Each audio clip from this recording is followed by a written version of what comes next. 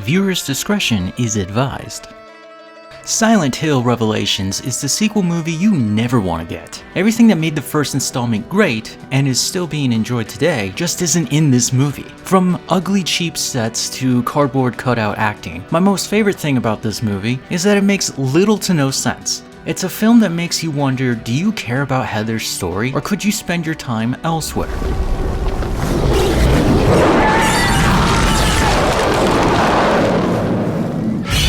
So the film begins with Heather, an adult actor playing a teenager, wandering around a derelict amusement park while awful plushies made out to remind you of a game you think this movie is based on, Silent Hill 3. Then, Heather is surrounded by the emo all-black cultists with way too many buckles, and she is stuck on a carousel with Pyramid Head in the center of it turning the horses. There is a fire, because I guess it looks dramatic. And then there's a mysterious woman who looks out at Heather and tells her to come find her in Silent Hill. Heather wakes up from her cheap horror movie nightmare, and the story begins. The way this movie immediately retcons the plot of the first film is so shameful of everyone on this production. Basically, they said, oh, you like the first movie? Well, we don't care. So here's our story. It is explained in a flashback scene shortly after the intro that I had just rehashed, where Rose from the first movie is able to talk to her husband Christopher through a mirror and give him back their daughter Cheryl. Rose can't come back and explains to Christopher that he must keep Cheryl safe from anyone from the cult inside Silent Hill. So at some point before the movie, but shortly after the flashback, Christopher kills a man in self-defense because he was after Cheryl, and now they're on the run, assuming new identities and living situations. Don't worry, none of this action was filmed, which means it's just information being explained through exposition. Yes, you might have come here for the scary inhabitants of the Silent Hill world, but instead, you'll get talking head moments. They are cheaper to film. What is also said in these talking head scenes is that Rose, the mom, died in a car crash, and Cheryl is Heather and Christopher is Harry Mason. For this review, I will simply refer to our characters as Heather and her dad as Harry, just to keep it simple. We searched for so long. My love, I don't have a lot of time. I'm trapped here. Heather meets two people rather fast in this first act. Another young adult pretending he goes to high school, Vincent Stone. Another new kid in town who desperately tries to be Heather's love interest, but nothing's working for the actors and the audiences. The other man Heather meets is private detective Douglas Cartlin, who gives Heather bad vibes and she tells her dad. Together they make plans to meet at the mall before they leave again. While Heather takes a nap at the mall, waiting, Harry is abducted by the cultists at his house. So Harry doesn't show up and Heather wakes up to find herself in the other world. This is when she runs into Detective Cartlin again, who explains to her that he was hired by the cultists of Silent Hill and fears for her safety. But he is the one who told the cultists where she is, so it's not looking too good on the double standards. For this ridiculous notion, we are introduced to a new enemy, the missionary.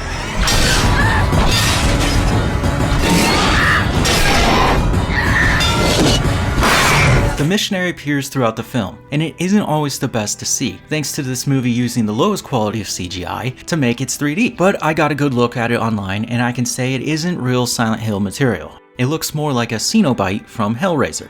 What it should have looked like was much simpler, a man wearing a penis head holding sharp objects. So once again, the filmmakers have decided f*** the source material and make their own thing. The missionary kills the detective and chases after Heather before she is able to escape with the help of Vincent. Vincent and Heather walk back to her home when Heather finds that Harry was kidnapped and a bloody reminder that she has to go back to Silent Hill. So Heather and Vincent journey together into Silent Hill to solve the mystery of why Heather is haunted by this place. And if you wanted the answer to that, you could just stop watching this trash and just rewatch the first film. I'm not kidding. After they make it to Silent Hill, just turn this thing off. So who do we blame for this catastrophe? Well, to start things poorly, the original crew from the first film did not come back, and after time this film fell into developmental hell. Eventually, Konami would kind of force the issue and Hollywood would move forward as quickly and cheaply as possible. Then there's the actors, Sean Bean, who was never considered a great actor, but he has a special place in all our hearts, and is actually quite diverse in his roles. Ones where he plays the bad guy and he dies, and ones where he plays a skilled knight and still dies. But even Sean is phoning this one in. And what accent is he even doing? It's my grandmother's name. You can change it if you don't like it. No. Heather's fine. You've got the girl playing Heather, which isn't a believable performance, but for an Australian, she handles her accent well. The worst of all is Kit Harington. Yes, it's his first major movie production, but he uses his native British accent like we're supposed to believe that he was born and raised in Silent Hill, Midwest America? You know what? I'm lost. Can't find math. Any ideas? No. Now that I've written down these words, just to double check the cast, all of your main characters are played by non-American actors. So who at the production meeting was like, yeah, we should tell a story, a really weird story about a place we never grew up? And it's not because these people aren't American. That's not why I'm throwing shade. But why not find people who don't have to do the accents to portray their characters right, and not even try?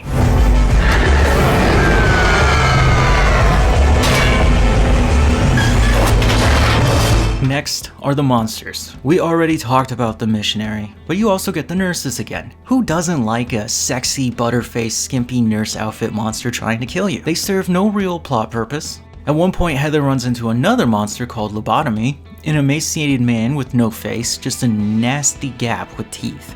And of course there is Pyramid Head. He still looks the same, but this time he protects Alessa and Heather from danger, multiple times. Now, that's the problem. I've explained this about the first movie, and I'll say it again. When your Silent Hill protagonists enter the town, or the other world, the creatures represent something unique to the character. Pyramid Head is for James Sutherland from the second game, but to add more, he's not supposed to be here. He's now a guardian of the two girls. In the cult stuff, it's just too much and very uninteresting to both learn why these villains need Heather back. They just serve as things for our guys to deal with. Like, yeah, they have her dad, but that's it.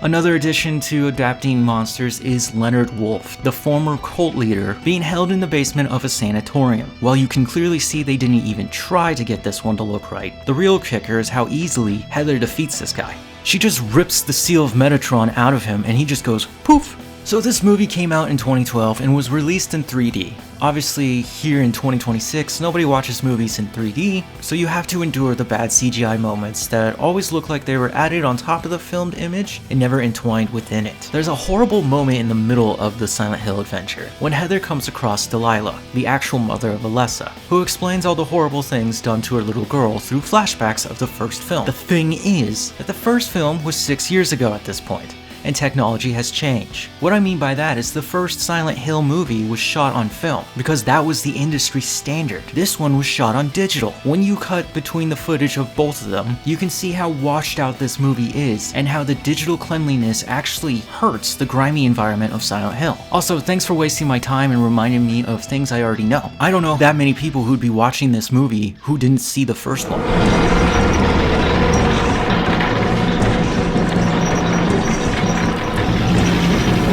The critics hated this thing, and it's very easy to know why. When I was watching the introduction nightmare, I started giggling because it was shot so lazily, and it's fugly to look at. What should have been a deep, dark, mysterious moment was just a silly joke. Now, I've read that the writer and director, MJ Bassett, has come forward shortly after its release and explained some things. A key takeaway is that this film was modeled as a direct sequel to the first film. It only uses the third game as inspiration for its characters and looks and set design. It wasn't intended to be a faithful adaptation of the third game. That's good, so we can still remake it, and it has a great chance of being better than this, because honestly, it's not like the filmmakers actually tried here. And finally, the director blames themselves for some of the shortcomings with the film. This director does get work within the industry, but their films are always low-budget, horror action films. The budget for this was $20 million, so I'm guessing nobody had real confidence in this movie. Go to hell! Can't you see? We're already here. So here it is. For the first time ever on this channel, Silent Hill Revelations is a 1 out of 5 stars. It's a waste of my time, it's a waste of your time, and yes, I 100% believe that this movie is responsible for hurting the Silent Hill franchise as a whole. The failure of this film, combined with the lackluster 6th entry Silent Hill downpour, you could see why it took Konami years before really trying to make a comeback. PT does not count. It was a sad and bizarre thing to happen, and it actually gave more life to the franchise than this movie even tried. It's also a totally different conversation. There you have it, folks. Silent Hill Revelations review. It's a bad movie, but we have a new one on the horizon, and hopefully it will fix this abomination with the upcoming reboot, Return to Silent Hill, based on the beloved game Silent Hill 2. And we just had that awesome remake of the game. I hope this franchise never falls on its face this hard again. Thank you for watching. I hope you enjoyed it. Bye.